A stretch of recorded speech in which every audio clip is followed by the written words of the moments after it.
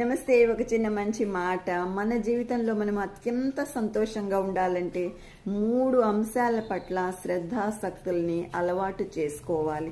మరి ఆ 3 అంశాలు ఏంటి? First one family. మన ఫ్యామిలీ పట్ల మనము అత్యంత శ్రద్ధ తీసుకోవాలి. ఆసక్తిగా ప్రతి పని కూడా చేయాలి. అప్పుడే మన కుటుంబము ఆనందంగా ఉంటుంది. మనము ఆనందంగా ఉంటాం.